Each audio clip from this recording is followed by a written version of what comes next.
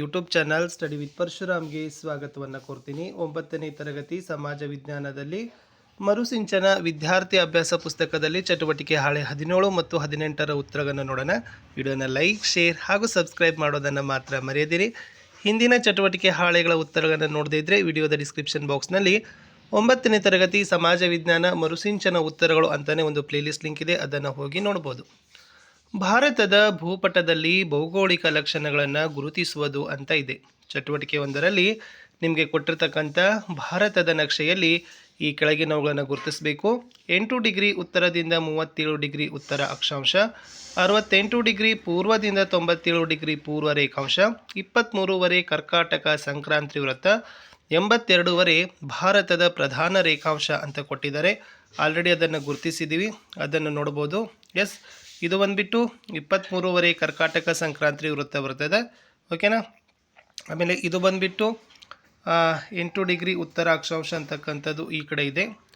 ಆಮೇಲೆ ನೆಕ್ಸ್ಟ್ ಮೇಲ್ಗಡೆ ಒಂದು ಗುರುತಿಸಿದ್ದಾರೆ, ಸೊ ಅದು ಬಂದುಬಿಟ್ಟು ಇದು 97 ಡಿಗ್ರಿ ಪೂರ್ವ ರೇಖಾಂಶ ಇದೆ, ಇದು 37 ಡಿಗ್ರಿ ಉತ್ತರ ರೇಖಾಂಶ ಇದೆ, ಇದು 82ವರೆ ಭಾರತದ ಪ್ರಧಾನ ರೇಖಾಂಶ ಇದೆ. ಇದನ್ನು ಕೂಡ ತಾವುಗಳು ನೋಡಿಕೊಂಡು ಉತ್ತರಗಳನ್ನು ಬರಿಬೋದಿತ್ತು. ಎಸ್, ಚಟುವಟಿಕೆ 2 ಭಾರತದ ಪ್ರಾಕೃತಿಕ ವಿಭಾಗಗಳನ್ನು ಬರೆಯಿರಿ ಅಂತ ಕೊಟ್ಟಿದ್ದಾರೆ. ಸೊ ಆಲ್ರೆಡಿ 4 ಪ್ರಾಕೃತಿಕ ವಿಭಾಗಗಳು ಬರ್ತದೆ. ಉತ್ತರದ ಪರ್ವತಗಳು, ಉತ್ತರದ ಮಹಾಮೈದಾನ, ಪರ್ಯಾಯ ಪ್ರಸ್ಥಭೂಮಿ, ಕರಾವಳಿ ತೀರಗಳು ಅಥವಾ ಕರಾವಳಿ ಮೈದಾನ ಅಂತಕ್ಕಂಥದ್ದನ್ನು ಹೇಳ್ತೀವಿ. ಚಟುವಟಿಕೆ 3 ಕೆಳಗೆ ನೀಡಿರುವ ಭಾರತದ ನಕ್ಷೆಯಲ್ಲಿ ಪ್ರಾಕೃತಿಕ ವಿಭಾಗಗಳನ್ನು ಗುರುತಿಸಿ ಬಣ್ಣ ತುಂಬಿರಿ ಅಂತ ಕೊಟ್ಟಿದ್ದಾರೆ. ಇದರಲ್ಲಿ ಉತ್ತರದ ಪರ್ವತಗಳಿದ್ದಾವೆ, ಇದು ಉತ್ತರದ ಮಹಾಮೈದಾನ ಇದೆ, ಓಕೆನಾ. ನೆಕ್ಸ್ಟ್ ಈ ಕಡೆ ಇರ್ತಕ್ಕಂಥದ್ದು ಪರ್ಯಾಯ ಪ್ರಸ್ಥಭೂಮಿ ಅದ, ಈ ಕಡೆ ಕರಾವಳಿ ಮೈದಾನದ ಪ್ರದೇಶ ಅಂತಕ್ಕಂಥದ್ದಿದೆ. ಸೊ ಈ ಥರನಾಗಿ ನೀವೇನು ಮಾಡಬೇಕಾಗಿತ್ತು, ಬಣ್ಣಗಳನ್ನು ತುಂಬಬೇಕಾಗಿತ್ತು. ಇನ್ನು ಚಟುವಟಿಕೆ 4 ಪರ್ಯಾಯ ಪ್ರಸ್ಥಭೂಮಿಯ ಮಹತ್ವವನ್ನು ಬರೆಯಿರಿ ಅಂತ ಕೊಟ್ಟಿದ್ದಾರೆ. ಇಲ್ಲಿ ಈ ಭಾರತದ ಪರ್ಯಾಯ ಪ್ರಸ್ಥಭೂಮಿಯು ಆರ್ಥಿಕವಾಗಿ ಹೆಚ್ಚು ಪ್ರಾಮುಖ್ಯತೆಯನ್ನು ಪಡೆದಿದೆ, ಏಕೆಂದರೆ ಇಲ್ಲಿ ಅಪಾರವಾದ ಖನಿಜ ಸಂಪತ್ತು ಇದೆ.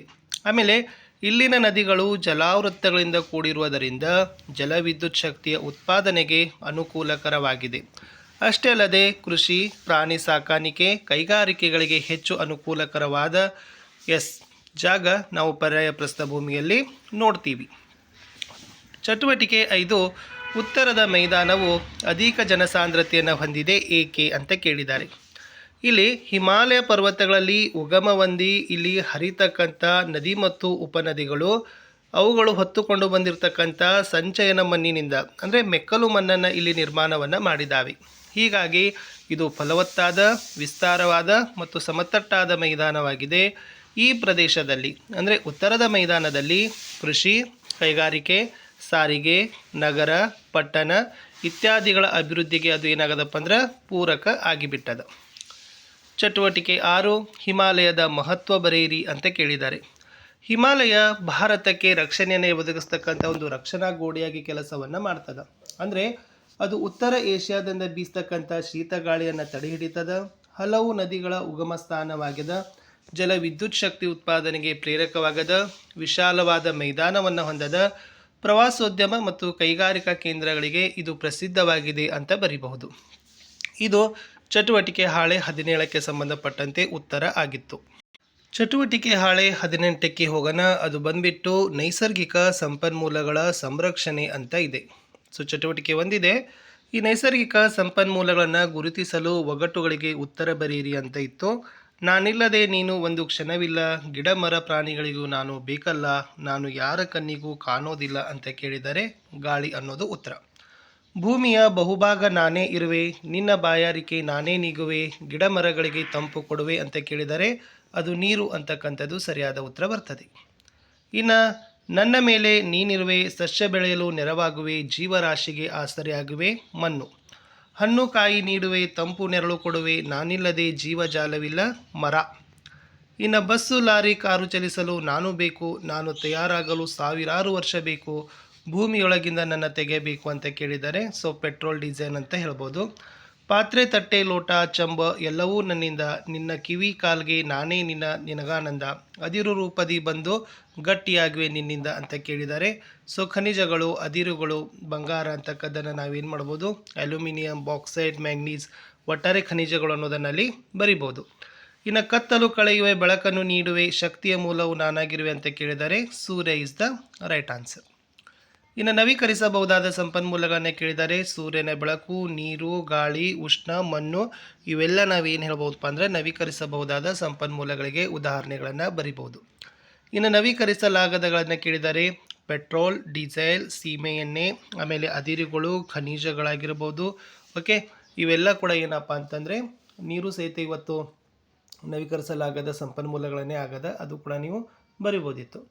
ಇನ್ನು ಚಟುವಟಿಕೆ 4ರಲ್ಲಿ ಸ್ವಚ್ಛ ಇಂಧನ ಎಂದರೇನು, ಇಂದಿನ ಅಗತ್ಯ ಏಕೆ ಅಂತ ಕೇಳಿದ್ದಾರೆ. ಇಲ್ಲಿ ಪರಿಸರ ಮಾಲಿನ್ಯ ಉಂಟು ಮಾಡದ ಇಂಧನಕ್ಕೆ ನಾವು ಸ್ವಚ್ಛ ಇಂಧನ ಅಂತ ಕರಿತೀವಿ. ಅಂದರೆ ಈ ಇಂಧನ ಯಾವುದೇ ರೀತಿಯಾಗಿರ್ತಕ್ಕಂಥ ಪರಿಸರದಲ್ಲಿ ಕೆಡಕನ್ನು ಉಂಟು ಮಾಡೋದಿಲ್ಲ, ಅದು ವಾಯು ಮಾಲಿನ್ಯ, ಶಬ್ದ ಮಾಲಿನ್ಯವನ್ನು ಮಾಡೋದಿಲ್ಲ. ಏಕೆಂದರೆ ಪ್ರಸ್ತುತ ದಿನಮಾನಗಳಲ್ಲಿ ಜೀವಿಗಳು ಬದುಕಬೇಕಾದರೆ ಈ ಜೀವಿಗಳ ಉಳಿವಿಗಾಗಿ ಸ್ವಚ್ಛ ಇಂಧನವನ್ನು ಬಳಕೆ ಮಾಡಲೇಬೇಕು ಅಂತಕ್ಕದ್ದನ್ನು ಬರಿಬೋದಿತ್ತು.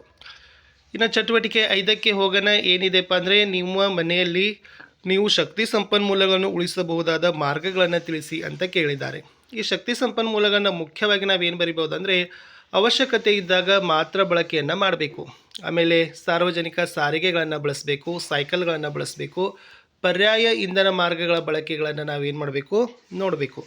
ಆಮೇಲೆ ಪರಿಸರದ ಅರಿವು ನಾವೇನು ಮಾಡಬೇಕು, ಮನೆಯವರಿಗೆಲ್ರಿಗೂ ಕೂಡ ಜಾಗೃತಿಯನ್ನು ತುಂಬಿಸ್ಬೇಕು. ಸೊ ಆವಾಗ ಅವ್ರಿಗೆ ಏನಾಗ್ತದಪ್ಪ ಅಂತಂದ್ರೆ ಈ ಶಕ್ತಿ ಸಂಪನ್ಮೂಲಗಳನ್ನು ಕಡಿಮೆಯಾಗಿ ಬಳಸ್ತಾರೆ. ಆಮೇಲೆ ಈ ಶಕ್ತಿ ಸಂಪನ್ಮೂಲಗಳ ಕುರಿತು ಮಹತ್ವ ಜಾಗೃತಿ ಅವರಲ್ಲಿ ಆಗ್ತದ ಅಂತಕ್ಕದ್ದನ್ನು ಬರೆದ್ರೆ ಪ್ರಶ್ನೆ ಉತ್ತರ ಸರಿ ಆಗ್ತದೆ. ಇಷ್ಟಿತ್ತು ಈ ಚಟುವಟಿಕೆ ಹಾಳೆ ಉತ್ತರ ಅಂತ ಹೇಳ್ತಾ ವಿಡಿಯೋನ ಲೈಕ್, ಶೇರ್ ಹಾಗೂ ಸಬ್ಸ್ಕ್ರೈಬ್ ಮಾಡೋದನ್ನು ಮಾತ್ರ ಮರೆಯದಿರಿ. ಟೇಕ್ ಕೇರ್, ಬಾಯ್.